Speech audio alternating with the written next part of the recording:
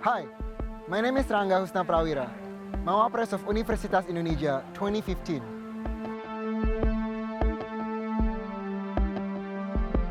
Today, I'd like to propose an idea of community-based financial literacy training for program Keluarga Harapan members as a poverty alleviation strategy.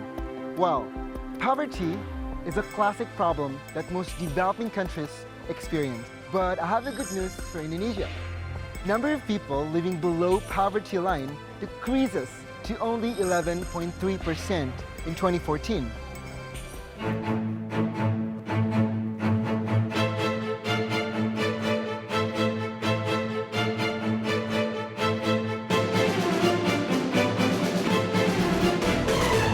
However, I also have bad news. The fight to alleviate poverty remains harder with three challenges.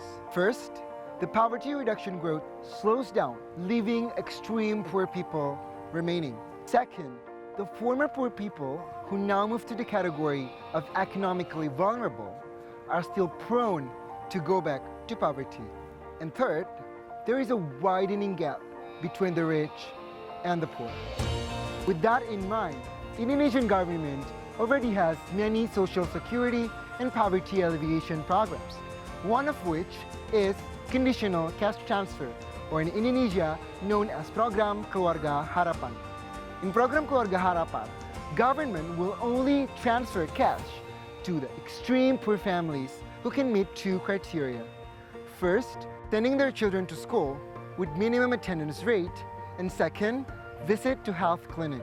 This is a good program because not only trying to reduce poverty, but also trying to increase human quality in health and education at the same time.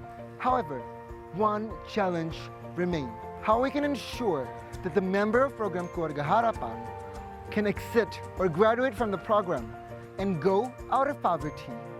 Well, we need a strong answer for this, as cash transfer cannot last forever, and we must make them independent.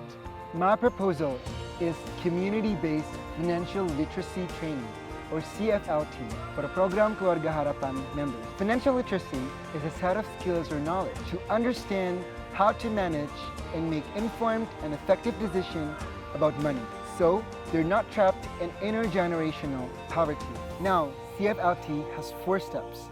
First, the financial literacy training involving professional trainers and head of villages to give the members informed decision about savings, pension plan, and business in general.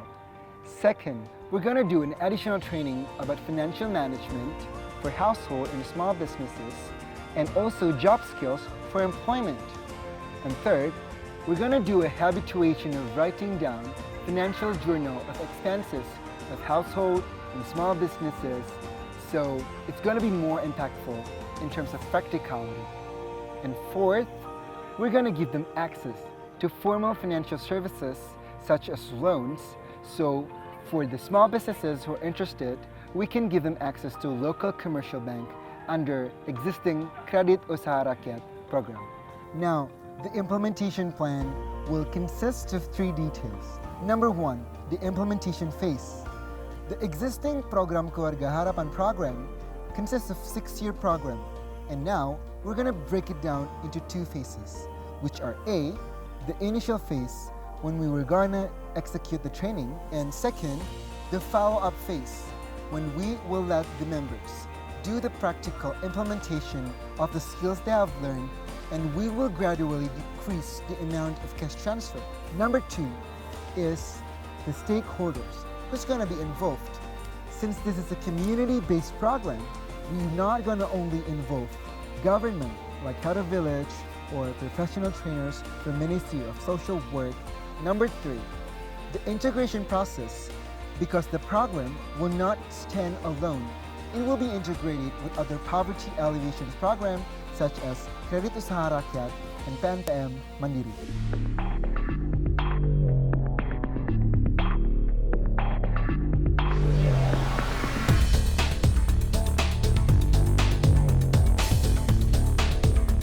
This community-based solution has been proven successful to support conditional cash transfer in other emerging market countries, such as Solidaridad in the Dominican Republic and Solidario in Chile.